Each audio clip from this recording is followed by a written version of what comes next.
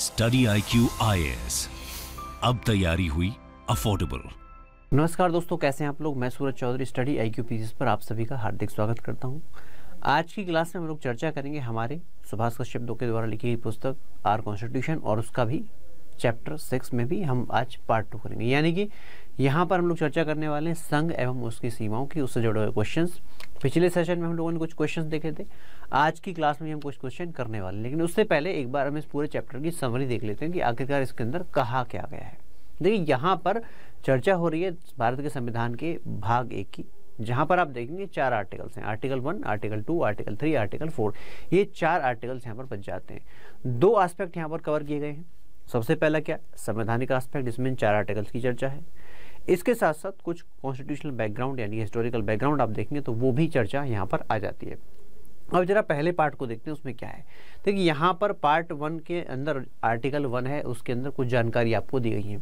जैसे कि सबसे पहले आपको बताया गया कि हमारा जो देश है, हमारा जो राष्ट्र है, वो उसकी अगर आप टाइप ऑफ पॉलिटी देखें तो व्यवस्था किस प्रकार की है। तो यहाँ पर बताया गया है कि भारत की जो व्यवस्था है वो यूनियन ऑफ स्टेट्स है, यानी कि कैसा है, राज्यों से मिलकर के संघ बनता है।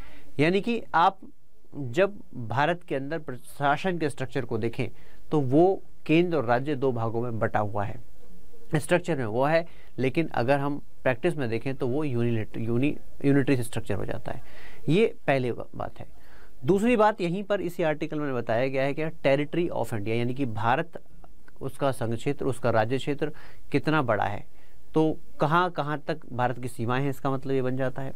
अर्थात यहाँ पर बताया गया है कि भारत की सीमाएं, भारत के राज्य, यूनियन टेरिटरी, और तीसरा कोई और क्षेत्र जो अभी भारत का हिस्सा नहीं है, अगर उसे हम भारत के साथ मिला लेते हैं तो इन सबसे मिलाकर के बनता है क्या, टेरिटरी ऑफ इंडिया। ये बातें आपको आर्टिकल 1 के अंदर बताई गई है। उसके बाद आर्टिकल 2 और 3, यहाँ पर बताया गया कि अगर हमें भारत का नक्शा बदलना है तो वो नक्शा कैसे बदल सकते हैं। नक्शा बदलने का मतलब, अगर आप इसके अंदर कोई बदलाव करना चाहते हैं भारत के भू क्षेत्र के अंदर या किसी और तरीके से, जैसे कि आर्टिकल 2 में बताया गया है कि यदि कोई ऐसा क्षेत्र जो भारतीय संघ का हिस्सा नहीं है, उसे हम भारत के साथ ला करके भारतीय संघ में शामिल करना चाहते हैं तो वो कैसे हो सकता है। तो कैसे वो बताया गया है, तो उसका तरीका है। इसके साथ साथ यहाँ पर आर्टिकल 3 के अंदर कुछ बातें इंटरनल चेंज से संबंधित हैं। इंटरनल चेंज का मतलब क्या है, भारत के अंदर वर्तमान राज्यों में से किसी नए राज्य का गठन कर देना। अब वर्तमान राज्यों में से नए राज्य का गठन कैसे हो सकता है, एक राज्य को आपने 2 भागों में बांट दिया, या 2 राज्यों के अंदर कोई एडजस्टमेंट किया, फिर से नया राज्य आ गया। राज्य की किसी सीमा के अंदर बदलाव कर देना, राज्य के किसी राज्य के नाम में बदलाव कर देना, उसके सीमा को बढ़ाना घटाना, ये सब चीज़ें जो है वो आर्टिकल 3 के तहत की जा सकती हैं। अब इनमें से कोई भी काम जो हो रहा है तो उसका मतलब क्या, भारत का जो नक्शा आप देख रहे हैं वो बदला हुआ आपको दिखाई देगा। अब ये काम करना कैसे, अब इस काम को करने के संबंध में सीधी सीधी बातें बताई गई। जैसे कि सबसे पहले कहा गया कि अगर आप कोई भी ऐसा कार्य करना चाहते हैं तो अल्टीमेट जो शक्ति है वो देश की संसद के पास होती है। लेकिन संसद के अंदर भी कहाँ पर बिल लेकर के आएंगे, लोकसभा, राज्यसभा, कहीं पर भी बिल लेकर के आया जा सकता है। लेकिन उससे पहले ऐसे विषय पर राष्ट्रपति की प्रायर रिकमेंडेशन जो है, पूर्व अनुमति जो है, अनुशंसा है, उसकी आवश्यकता पड़ती है। यानी पहले राष्ट्रपति अनुशंसा देंगे, उसके बाद इस बिल को लोकसभा या राज्यसभा कहीं पर भी लेकर के आया जा सकता है। इसका दूसरे शब्दों में अर्थ ये बन जाता है, देखिए, राष्ट्रपति अनुशंसा करेंगे तो राष्ट्रपति अनुशंसा किसको देंगे, जिसको सरकार कहेगी, क्योंकि आर्टिकल 74 के अकॉर्डिंग राष्ट्रपति को सरकार के अकॉर्डिंग काम करना पड़ता है। प्रधानमंत्री और उसके मंत्री परिषद की सलाह पर ही वो काम करते हैं, अपने आप काम नहीं करते। तो कहने का मतलब क्या, सरकार ही ऐसा बिल लेकर के आ सकती है। और इसीलिए आप देखेंगे कि भारत के अंदर संसद में जब भी ऐसा कोई बिल आता है तो वो मिनिस्टर ही लेकर के आते हैं, मंत्री ही लेकर के आते हैं। और ये बहुत जरूरी है, अगर हमको भारत की सुरक्षा, भारत की अखंडता को बनाए रखना है तो उसके लिए प्रावधान बहुत जरूरी है। अब अगर जिस राज्य का नाम बदल रहे हैं, जिस राज्य की चर्चा हो रही है, क्या उससे नहीं पूछेंगे, तो उससे भी पूछा जाएगा। इस संबंध में राष्ट्रपति महोदय राज्य के अंदर राज्य के विधानमंडल को चिट्ठी लिखेंगे और निश्चित समय में उनसे जवाब मांग लेंगे। अब निश्चित समय में जवाब दे दिया जाएगा, हो सकता है जवाब पॉजिटिव हो सकता है नेगेटिव हो, मतलब दोनों में डिफरेंस हो सकता है। केंद्र क्या सोचता है, राज्य क्या सोचता है, दोनों के बीच में डिफरेंस हो सकता है। लेकिन अल्टीमेटली क्या रहेगा, अल्टीमेटली जो संसद तय करती है। तो इस प्रकार से राज्य से भी कंसल्ट किया जाता है। उसके बाद लोकसभा, राज्यसभा, दोनों सदनों से इस बिल को पास किया जाता है। लेकिन याद रखिएगा, जब ये बिल वहाँ से पास होता है तो इसको साधारण बहुमत से, सिंपल मेजोरिटी से पास किया जाता है। ये बात आपको ध्यान रखना है।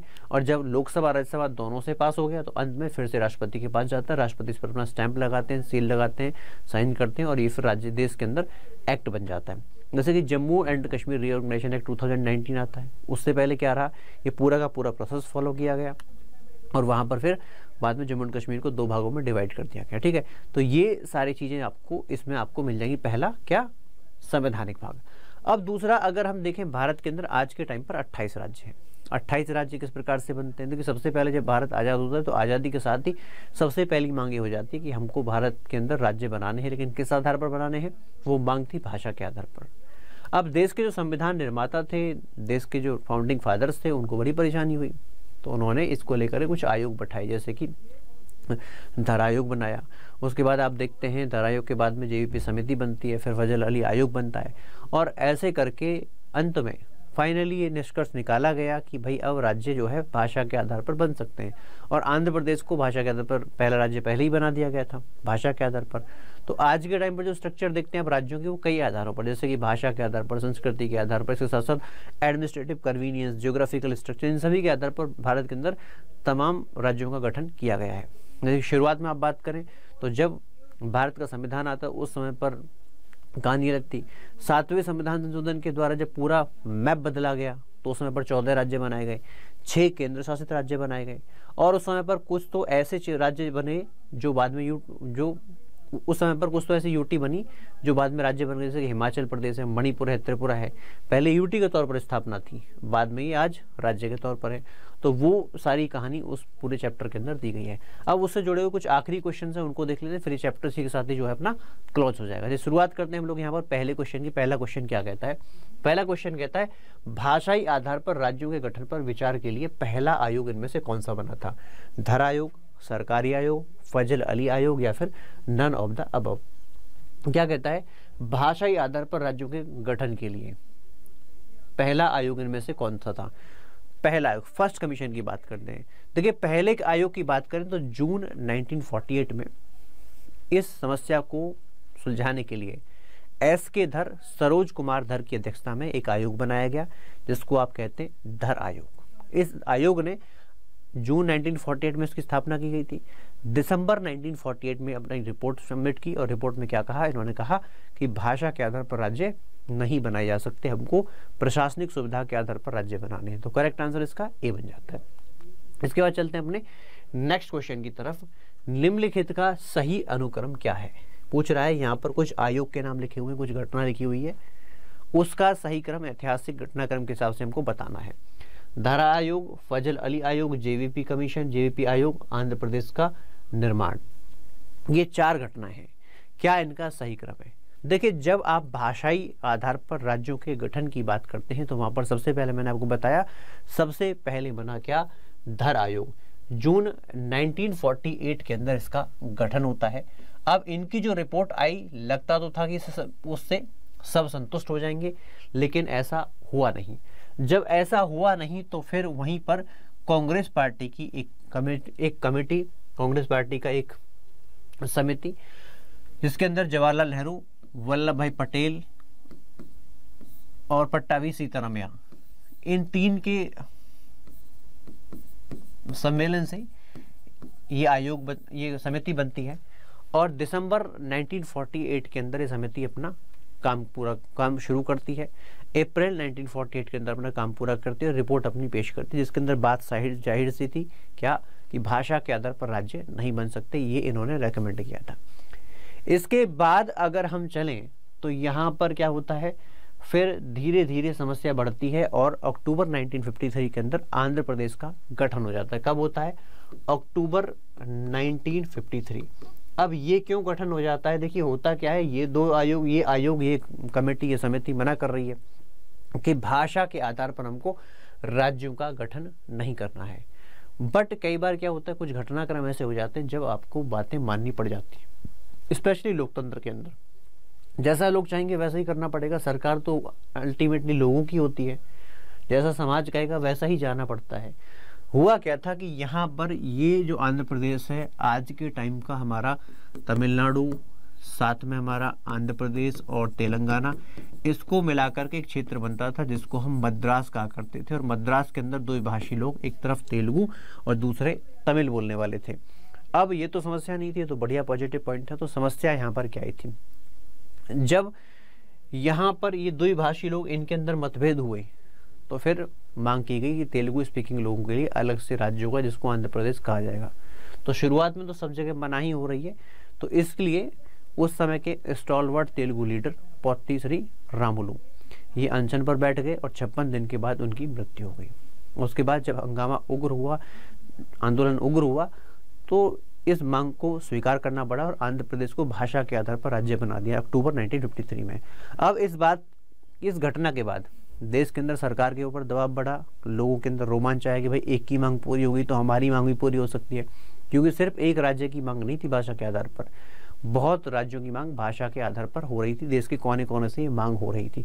तो इसी को ध्यान में रखते हुए क्या किया गया, दिसंबर 1953 में, दिसंबर 1953 में फजल अली आयोग का गठन किया गया और फजल अली आयोग ने अपना काम किया और काम करने के बाद अपनी रिपोर्ट पेश की, जिसके अंदर उन्होंने भाषा के आधार पर राज्यों की मांग को स्वीकार कर लिया था बाकी अन्य फैक्टर्स के साथ में। ठीक है, तो ये यहाँ पर सही क्रम क्या बनेगा, इसका सही क्रम बनेगा 1 3 2 1 3 4 और 2, 1 3 4 2 इज द करेक्ट सीक्वेंस। तो यहाँ पर क्या बन गया अपना, सी इज द करेक्ट ऑप्शन। चलते हैं नेक्स्ट क्वेश्चन की तरफ। क्या कहता है, नेक्स्ट क्वेश्चन कहता है निम्नलिखित में से किसने एक भाषा एक राज्य के लिए अनुशंसा की, 1 लैंग्वेज 1 स्टेट की अनुशंसा इनमें से किसने की, धर कमीशन, सरकारिया कमीशन, फजल अली कमीशन या फिर नन ऑफ द अबव।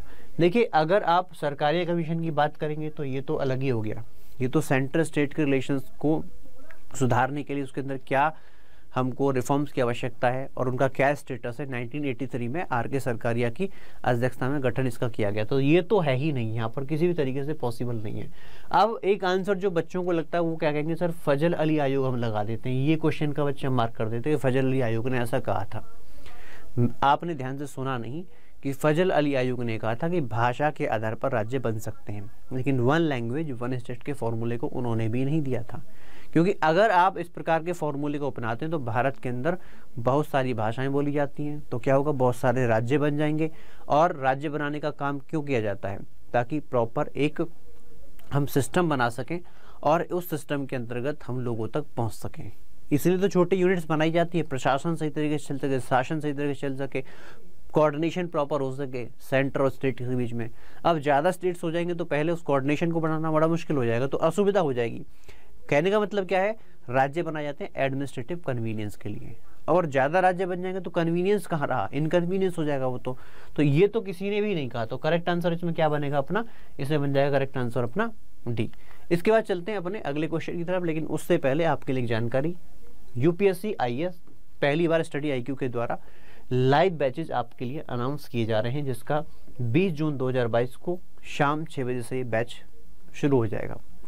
अब वैसे अगर आप क्लासेस लेते हैं तो आपको पता है कि जीएस फाउंडेशन की फ़ी बहुत ज़्यादा होती है, ऑफलाइन क्लासेस में जाएंगे तो बहुत मुश्किल हो जाएगा।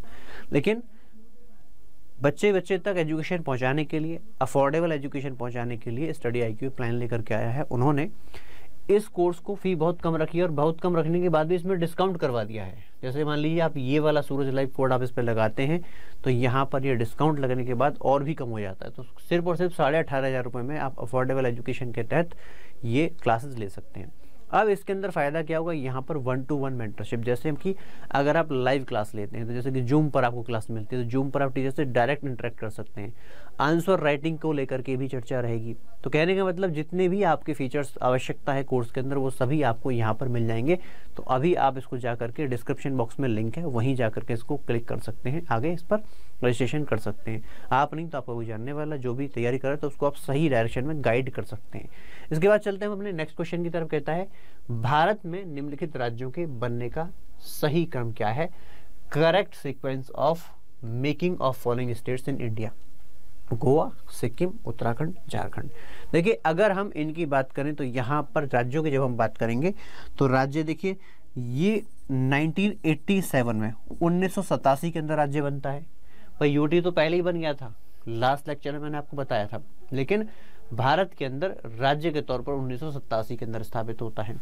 इसके बाद सिक्किम की बात करें तो भारत के 22वें राज्य के रूप में 1975 में 1975 के अंदर ये स्थापित होता है। उत्तराखंड झारखंड की बात करेंगे तो सन 2000 के अंदर इनकी स्थापना होती है, लेकिन उसमें छत्तीसगढ़, उत्तराखंड, झारखंड ये इसका सही क्रम रहता है। तो यहाँ पर अगर हम इसका सही क्रम देखेंगे तो वो सही क्रम क्या बनेगा, इसका सही क्रम बनेगा कि सबसे पहले यहाँ पर क्या आता है, सिक्किम आता है, उसके बाद गोवा आता है, फिर हमारा उत्तराखंड और फिर झारखंड। 2 1 3 4 फैक्चुअल क्वेश्चन है। पीसीएस के अंदर कई बार फैक्चुअल क्वेश्चन पूछे जाते हैं, आपने देखा भी होगा। यहाँ तक कि ये भी क्वेश्चन पूछ लिया जाता है कई बार कि किसी राज्य के अंदर लोकसभा के अंदर कितनी सीटें हैं। ये क्वेश्चन भी आया हुआ है पीसीएस के अंदर, यूपी पीसीएस के अंदर पूछा गया क्वेश्चन, ध्यान रखना इस बात को। तो ये चीज़ें आपको ध्यान रखना है। कुछ फैक्ट्स ऐसे होते हैं जिनको कभी आप छोड़ नहीं सकते। छोड़ने का मतलब है कि आपके सिलेक्शन के चांसेस आप छोड़ देंगे, तो वो आपको पता होना चाहिए। इनफैक्ट जब आप इंटरव्यू के अंदर जाते हैं तो वहाँ पर भी ऐसे क्वेश्चन आपके सामने दाग दिए जाएंगे। जैसे मान लीजिए आप उत्तर प्रदेश से हैं तो उत्तराखंड के गठन की आपसे डेट ही पूछ ली। तो कुछ फैक्ट आपको कतई भूलने नहीं है, छोड़ने नहीं है, आपको पकड़ने ही पड़ेंगे भाई। अगले क्वेश्चन की तरफ कहता है कि नया राज्य भारतीय संघ में बनाया जाता है। अगर भारत के अंदर नया राज्य बनाया जाए तो इनमें से क्या क्या उसे फॉलो करना पड़ेगा। सबसे पहले सिंपल मेजोरिटी से बन सकता है, साधारण बहुमत से बन सकता है। दूसरा कहता है इसके लिए विशेष बहुमत की आवश्यकता पड़ेगी। तीसरा कहता है कि संवैधानिक संशोधन, कॉन्स्टिट्यूशनल अमेंडमेंट 368 वाली। और चौथा कहता है कि राज्यों की सहमति से। अभी अभी हमने पढ़ा आर्टिकल 3-4, ये आर्टिकल 3 के अंदर भारत के अंदर इंटरनल एडजस्टमेंट और आर्टिकल 2 के अंतर्गत कोई ऐसा क्षेत्र जो पहले भारत का हिस्सा नहीं था उसको भारत के अंदर राज्य बनाना। इसको लेकर के पूरी चर्चा, कहने का मतलब भाग 1 में है। हमने देखा कि अगर ऐसा कोई कार्य करना है तो उसके लिए साधारण बहुमत से काम चल जाता है, किसी विशेष बहुमत की ना तो जरूरत है, ना ही किसी संविधान संशोधन की आर्टिकल 368 के तहत जरूरत है। समझ आती है। तो ऑर्डिनरी बिल की तरह से काम हो जाता है। बस कुछ बातों का ध्यान रखना है, जैसे कि सबसे पहले राष्ट्रपति की प्रायर रिकमेंडेशन बहुत जरूरी है। इस बात को ध्यान रखना। कई बार क्वेश्चन यहीं से बच्चा गलत कर देता है, मैंने कई बार देखा है, ठीक है। तो ये जरूर ध्यान रखिएगा। इसके बाद चलते हैं अपने नेक्स्ट क्वेश्चन की तरफ। अगला क्वेश्चन क्या कहता है, अगला क्वेश्चन कहता है कि बैरूबारी क्षेत्र को इनमें से किसके द्वारा स्थानांतरित किया गया था। बैरूबारी क्षेत्र की अगर बात करें तो ये एक पूरा टेरिटरी, छोटे छोटे क्षेत्र थे जो कि हमको पाकिस्तान को दिन थे, पुरानी बातें। अब यहाँ पर क्वेश्चन ये आया था कि अगर ऐसा कोई क्षेत्र भारत की सरकार दूसरे देश को स्थानांतरित करना चाहती है, ट्रांसफर करना चाहती है, तो क्या उसे एग्जीक्यूटिव एक्शन के द्वारा कर सकते हैं, यानी कि सरकार स्वयं कर सकती है, या फिर यह पार्ट 1 जो हम लोग आर्टिकल 1 2 3 4 पढ़ रहे हैं उनके तहत किया जा सकता है, या फिर इसके लिए संविधान संशोधन की आवश्यकता पड़ती है। ऐसा ही एक मामला जब आया तो इसको सुप्रीम कोर्ट को रेफर किया गया। उनसे पूछा गया कि आपकी इसमें क्या राय है। तो सुप्रीम कोर्ट ने कहा कि जब भी कोई क्षेत्र आप दूसरे देश को देना चाहते हैं तो वहां पर उसके लिए संविधान संशोधन की आवश्यकता पड़ेगी। कहने का मतलब पार्लियामेंट ऐसा काम करेगी, यानी कि संविधान संशोधन के द्वारा ही काम किया जा सकता है। तो बैरूबारी जो क्षेत्र था उसको लेकर के, बैरूबारी को लेकर के 9वां संशोधन के द्वारा इसे ट्रांसफर किया गया था। 9th अमेंडमेंट के द्वारा ये ट्रांसफर किया गया था। इसके बाद चलते हैं हम लोग अपने अगले क्वेश्चन की तरफ कि राज्य के पुनर्गठन के संबंध में जो बिल आता है उनमें से कौन सा सही है। यहाँ पर करेक्ट स्टेटमेंट बतानी है किसके संदर्भ में, जब कोई स्टेट्स रीऑर्गेनाइजेशन बिल भारत के संसद में लेकर के आया जाता है। सबसे पहला कि it can be initiated in either houses of parliament. मैंने आपको बताया था कि ये ला सकते हैं संसद में, कहाँ पर, लोकसभा के अंदर भी और राज्यसभा के अंदर, कहीं पर भी इसकी शुरुआत की जा सकती है। तो पहला स्टेटमेंट तो बिल्कुल सही है। उसके बाद दूसरा कहता है कि it can be passed as an ordinary bill. इसको साधारण विधेयक के तौर पर पारित किया जा सकता है, यानी कि जो प्रोसेस आर्टिकल 107 के तहत ऑर्डिनरी बिल पर लगती है वही इस पर लगती है। बिल्कुल सही बात है, कोई दिक्कत वाली बात ही नहीं है। बस एक इनिशियली सिचुएशन है क्या कि पहले इस पर राष्ट्रपति की प्रायर रिकमेंडेशन चाहिए। बाकी आर्टिकल 107 के अंतर्गत जो भी चीज़ें ऑर्डिनरी बिल पर लागू होती है वो यहाँ पर भी लागू होती है। उसके बाद concern state is consulted by president, उनसे पूछा जाता है, बिल्कुल उनसे परामर्श लिया जाता है, लेकिन ये कहीं नहीं लिखा कि उनकी बातों को माना जाएगा। उनकी बातें मानना ना मानना ये पार्लियामेंट के ऊपर डिपेंड करता है। तो करेक्ट आंसर क्या बनेगा यहाँ पर, ऑल ऑफ द अबव, यानी कि सभी के सभी स्टेटमेंट सही हैं स्टेट्स रीऑर्गेनाइजेशन बिल के संदर्भ में। अब इसके बाद चलते हैं राज्यों और केंद्र शासित प्रदेशों के नाम और उनके क्षेत्र का उल्लेख किसमें किया गया है। देश के अंदर, भारत के अंदर 28 राज्य, 8 यूनियन टेरिटरी। अगर आपसे कोई पूछ ही ले कि कहाँ पर ऐसा लिखा है कि भारत के अंदर 28 राज्य हैं, साथ में 8 केंद्र शासित प्रदेश हैं, तो क्या रेफरेंस आप देंगे? ये कहेंगे भाई टीवी पर दिखाया गया था, अखबार के अंदर लिखा हुआ है, कहाँ कानून में लिखा हुआ है? तो याद रखना, भारत के अंदर कोई भी राज्य होगा, उस राज्य का नाम, उस केंद्र शासित प्रदेश का नाम, साथ में उसकी सीमा कहाँ तक होगी, बॉर्डर उसका कहाँ तक होगा, ये सारा मेंशन कहाँ पर आता है? भारत के संविधान की पहली अनुसूची के अंदर आता है, फर्स्ट शेड्यूल के अंदर आता है। ये बात इंपॉर्टेंट है, बात समझ में आती है। ऐसी सेकंड शेड्यूल की बात करें तो यहाँ पर वेतन भत्तों की बात होती है। यहाँ पर अगर थर्ड शेड्यूल की बात करें ना तो ओथ यानी कि शपथ की बात होती है। फोर्थ शेड्यूल की बात करें तो उसके अंदर क्या आता है? उसके अंदर आता है राज्यों के बीच में राज्यसभा की सीटों का बंटवारा, किस राज्य को राज्यसभा से कितने सांसद चुन करके भेजे जाएंगे। ठीक है, तो करेक्ट आंसर अपना बन जाता है ए। अब कहता है कि भारतीय संविधान में राज्यों को लेकर क्या कहा गया है कि भारत जो है क्या है? राज्यों का एक संघ है। भारतीय संविधान में राज्यों का संघ का जो विचार है, इंडिया क्या है? Union of states. ये विचार हम लोगों ने कहाँ से बोरो किया है, कहाँ से लिया है? पहले इसकी व्याख्या तो मैं कर चुका हूँ। यूनियन ऑफ स्टेट्स का मतलब क्या है कि हमारी जो टाइप ऑफ पॉलिटी है वो फेडरल होगी, यानी कि स्ट्रक्चर जो क्या रहता रहेगा? फेडरल रहेगा। केंद्र और राज्य इन दोनों के बीच में सत्ता का विभाजन रहेगा। 7th शेड्यूल के अंदर देखने को मिलता है, लेकिन कंप्लीटली फेडरल नहीं है। अगर प्रैक्टिकल की बात करें, प्रैक्टिस की बात करें, in practice we are unitary in nature. कईयों बार मैं इस बात को एम्फेसाइज कर चुका हूँ, इस बात को ध्यान रखना। ठीक है, अब यहाँ पर पूछा गया कि अगर ये विचार भारत के संविधान में हम लोगों ने बोरो किया है तो कहाँ से इसे हम लोगों ने बोरो किया है? बेल्जियम के संविधान से, ऑस्ट्रेलिया के संविधान से, कोलंबिया, या फिर आता है लास्ट में जाकर के भूटान के संविधान से। तो ये हम लोगों ने कहाँ से बोरो किया है? ये हम लोगों ने ऑस्ट्रेलियन संविधान के आधार पर आगे इसको लेकर के चले हैं। दूसरा क्वेश्चन यहाँ पर बन सकता है कि भारत के अंदर जो हम फेडरेशन फॉलो करते हैं, भारत के अंदर का फेडरेशन यूएसए टाइप का फेडरेशन है या फिर कैनेडियन टाइप का फेडरेशन है? ये दोनों चीजें भैया ध्यान रखना इस बात को। कैसा फेडरेशन है भारत? अगर भारत के अंदर स्ट्रक्चर फेडरेशन है तो हम लोग कैनेडियन आधार पर हैं। मतलब क्या है कि यहाँ पर केंद्र पहले आता है, राज्य बाद में आते हैं, और ये सिर्फ हिस्टोरिकली बात नहीं हो रही है, यहाँ पर सत्ता के विभाजन की बात हो रही है। कहने का मतलब क्या है? अल्टीमेट शक्ति किसके पास आती है? केंद्र के पास होती है। राज्य हैं, अपना काम करेंगे, रहेंगे, सुविधा के लिए बनाए गए हैं, लेकिन कोई टेरिटोरियल इंटेग्रिटी उनके पास नहीं है, उनका कोई वजूद हमेशा बना रहेगा, ऐसा नहीं है। साथ में जब संविधान संशोधन किया जाएगा तो राज्यों से पूछने की आवश्यकता नहीं है। ज़्यादातर मामलों में संसद स्वयं संविधान संशोधन कर सकती है। लेकिन यहीं पर अगर हम अमेरिका को देखें तो अमेरिका के अंदर 50 राज्य हैं और 50 राज्यों को टेरिटोरियल इंटेग्रिटी प्राप्त है, यानी कि उनका नाम को बदलना, क्षेत्र को बदलना, सीमाओं को बदलना या कोई अन्य बदलाव इस संदर्भ में करना वहाँ की फेडरल गवर्नमेंट के बस में नहीं है। अगर ऐसा कुछ करना है तो राज्य स्वयं ये काम कर सकता है, केंद्र सरकार का इसके अंदर कोई लेना देना नहीं है। ये यूएसए की बात है। ठीक है, इस बात को आपको ध्यान रख के चलना है। तो हमारा फेडरेशन किस टाइप का है? हमारा फेडरेशन कैनेडियन टाइप का है। दूसरी चीज आप ध्यान रखिएगा, क्या यूएसए की बात, अगर मैंने यूएसए की इतनी बातें कही तो इसका मतलब क्या है कि क्या यूएसए से कोई स्टेट अलग हो सकता है? तो वहां पर भी नहीं हो सकता। आपने देखा, मैंने कई बार आपको बताया भी है कि इस बात को इंश्योर करने के लिए अमेरिका के अंदर एक बहुत लंबा सिविल वॉर भी हुआ। ठीक है, तो यहाँ पर फेडरेशन से अलग होने का अधिकार ना तो यहाँ पर राज्यों के पास है, ना यहाँ पर किसी राज्य के पास है, ना ही भारत के पास है। ठीक है भाई, तो ये है इंडिया की फेडरेशन की बातें, यानी कि यहाँ पर क्या है, हम लोग लेकर के यहाँ से आए हैं ये स्ट्रक्चर ऑस्ट्रेलियन संविधान से। एक चीज और ध्यान रखिएगा, ये फेडरेशन शब्द मैं बार बार कहता हूँ तो आप समझ जाइएगा इसका मतलब कि क्या, federal in structure and union in practice. ठीक है, आइए जरा इसके बाद अगर आपका कोई क्वेश्चन है तो you can ask me that question directly, comment box के अंदर भी लिख सकते हैं।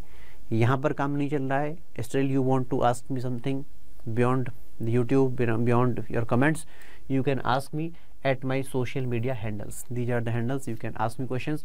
And लास्ट में अगर वीडियो आपको पसंद आए तो इसको लाइक कीजिए, शेयर कीजिए और चैनल को सब्सक्राइब करना मत भूलिए। Thank you so much, bye, धन्यवाद। स्टडी IQ IAS, अब तैयारी हुई अफोर्डेबल।